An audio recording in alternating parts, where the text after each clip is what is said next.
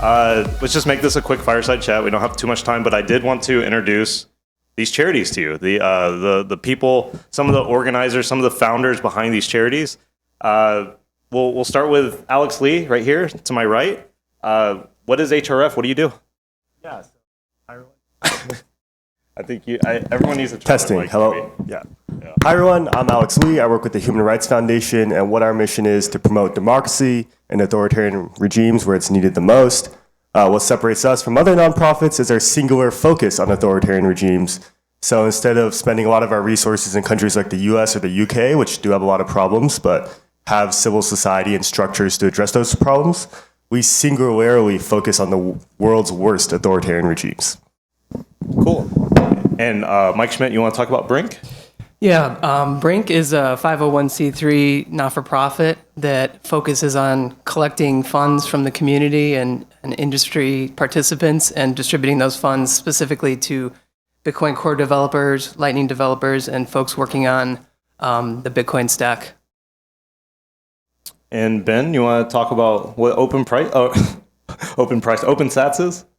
Yeah, OpenSats is a nonprofit similar to these two. 501c3 pending, so we're still just waiting on the IRS. Sorry. And our goal is to support free and open source software, like a ecosystem that can kind of sustain developers working on these things for free. And so we have a focus on Bitcoin, but technically speaking, anyone who is kind of creating free and open source software or supporting that, whether you're an educator, designer, researcher, can apply to be listed on our platform. It's more of like a way for donors to find good projects that we have vetted or give to a general fund that our amazing board will kind of allocate at our discretion in order to make sure those funds go the furthest. So yeah, it's a little bit more focused on free and open source, but specifically Bitcoin and the tools that help it flourish. Cool. And I don't know about you all. I am very skeptical when it comes to donating to charities, actually. I am actually opposed to just blindly throwing money at a problem or just giving money to charity to feel good. I like to know the people that work there that actually run it and actually get to talk to them before I give anyone any money, because I feel that I can spend that money better than they can, unless I know that they're putting in the sweat equity and stuff to actually do it. So my question to the panel, and you can discuss all amongst yourselves as well, I can kind of back out now. Why should we give you our dollars? Why should we give you our Bitcoin? Why can you use money better than how we can use it? Like, how do you earn our trust, and what, maybe you can talk about what it means to be a trustworthy, charity in Bitcoin. Yeah, so I guess that the first benefit of donating to a nonprofit instead of donating directly is HRF is a 501c3, so our donations are fully tax deductible, so you get to give a little bit of money to the IRS. But I think the best way to vet a charity is just to see their track record, right? Like, what do they do? What have they been doing? How long have they been doing it? And what have they accomplished, right? So HRF, we launched the Bitcoin Development Fund in June 2020 to allow people to make tax-deductible donations to support open source Bitcoin development and Bitcoin developers. And since then, we've already granted out over $900,000 to open source Bitcoin development and Bitcoin developers. We've supported BTC Pay, a lot of Bitcoin core developers, Michael Ford, OpenNoms, and an endless list of Bitcoin core developers. And we're always trying to support fledgling new projects like Seed Signer, or like, creating a, more friendly, user-friendly iOS wallets, like supporting Moon Wallet and supporting the development of new wallets. So yeah, that's why TLDR, you get a tax break, and you get to see the work that we do is great.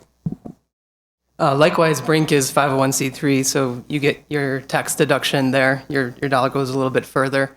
Some reasons to trust Brink and, credibility-wise, John and myself have been contributing to Bitcoin OpTech for the last several years and giving to the community that way through our newsletter and workshops.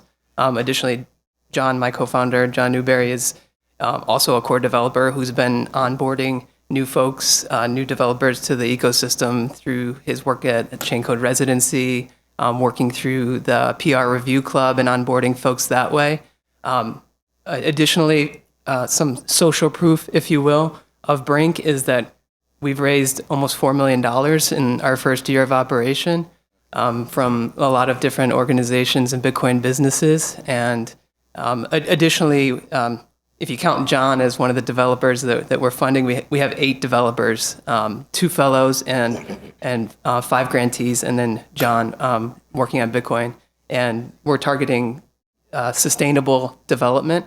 So we want those folks who we give a grant to not just have like a one-off grant, but to have a recurring source of income so that they can continue to do this and take that leap to full-time open source development. So yeah, that's our pitch. I think the question you asked was a good one. Think you can use your money better than anyone else can, but I think that's because you're probably very well plugged into the space. You know a lot of projects, you know a lot of people working on them.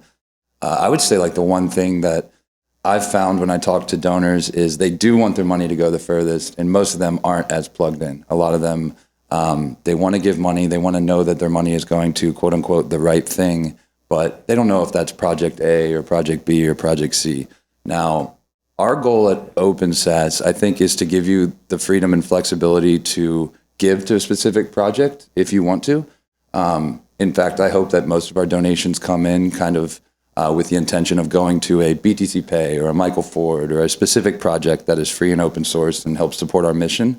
And that's what we're going to try and do. We try and kind of vet projects. Our board of 9 people, fantastic developers, contributors in the space that are very well known, very public.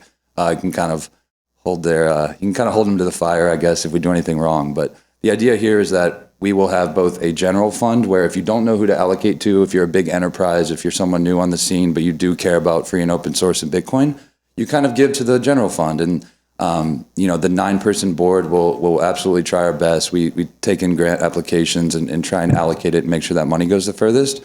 But if you happen to be well-informed or plugged in, or you happen to love a specific project, ideally that project has applied to be listed on our page or on our website, and you can go kind of from technical standpoint, you can go request that your funds be considered to be donated to that project, and the board will strongly consider your request.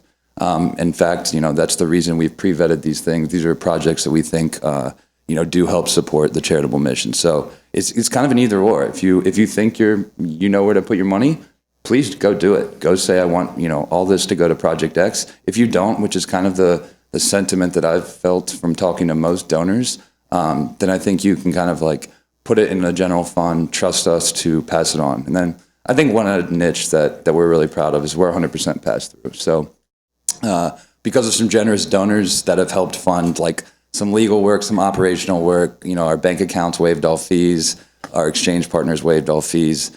Every dollar that you give for Project X or to our general fund will be passed through. No one takes any money off the board. No one takes any money at all.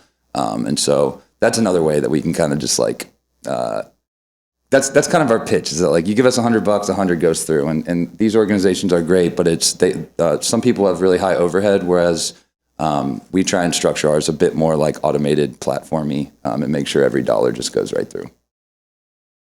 Sure. So it sounds like, from what you're saying, if you're really plugged in, you may in fact be able to use your money wisely, right? Like many of us here. But at the end of the day, if you do have to pay taxes and you are going to make charitable deductions, you might as well, do a donation to a Bitcoin charity. I mean, I think so. That's probably, even if you are plugged in, there's probably still that edge case or that use case, obviously. There's some clever ways you can raise your cost basis with donations to a 501c3 as well, like these two. We're pending. But yeah, there's some good articles out there if you're interested in, I guess deferring taxes, not paying the government and instead donating to charity. There are ways you can. People don't want to pay their taxes? Yeah. But there are ways you can kind of bring up your cost basis with a Bitcoin donation to charity, and then you rebuy Bitcoin at a higher cost basis, and it kind of helps from that perspective too. So there's some clever money things too. So we have a couple more minutes. Is there anything else you guys want to bring up and riff about before we conclude? I'd like to bring up a couple things that I see in the space that could be challenges from a funding developer's perspective. The first one is the sustainability of it. like I mentioned earlier, we're trying to architect things in a way that developers can rely on a salary into the future. And I think raising one-off checks is great, and we're very grateful for those organizations. But I think trying to build a more sustainable way of raising funds that involves recurring donations would be great. I think from an individual perspective, you can sign up, at least on Brink, and there's recurring credit card donations you can do, or you can donate yourself. But for these bigger organizations, we want to prove that this is valuable to the ecosystem, such that we can sign up like an FTX for 3 years, or, for example, maybe come up with a scheme where custodians pledge to donate a percentage of their custody fees, or exchanges pledge to donate a percentage of their exchange fees. And you can see how that, if we can get sort of like a momentum going there, that you can have these recurring pledges into the future.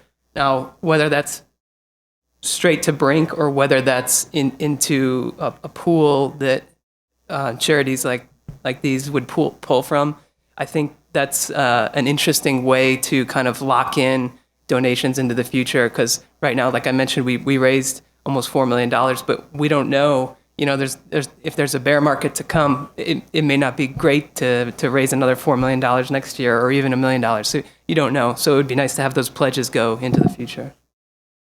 I guess. You want last word? Yeah, I guess real quick is that authoritarianism is one of the greatest challenges that we face in the world today, right? 97% of the world's refugees come from authoritarian regimes.